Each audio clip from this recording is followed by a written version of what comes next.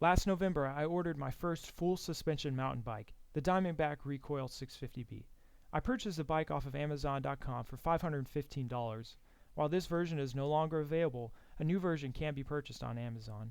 One of the differences between this version and the new one is the front fork. The 2015 model has 120 millimeters of travel, while the new version has 100 millimeters of travel. Let's have a look around the bike. I've kept everything on the bike stock except for the pedals and brakes.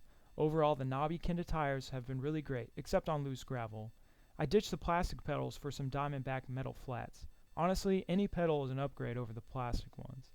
The rear shock is an EXA 190 by 51 millimeter oil dampening coil, which I would recommend replacing.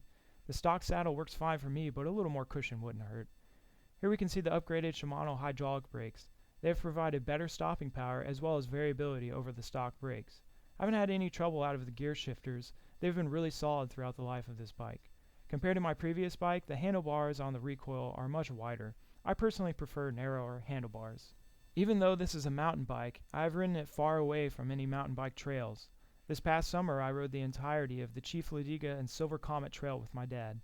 If you don't know about this trail, it runs from Anniston, Alabama, all the way to outside Atlanta, Georgia. The trail is nearly 100 miles long, and if you ever get a chance to ride it, I highly recommend it. Anyway, let's get this bike back on the trails where it belongs. The bike does handle well, and the stock suspension does just okay. Upgrading the front fork and rear suspension will make this a very nice riding bike. I have yet to make the upgrades, as I think I will be switching back to a hardtail. The con of this bike is the weight. It comes in at about 34 pounds. This is considerably heavier than my old hardtail. The extra weight is due to all the extra suspension. Overall, I think it's a pretty good full suspension mountain bike for people who are just getting into the sport of mountain biking.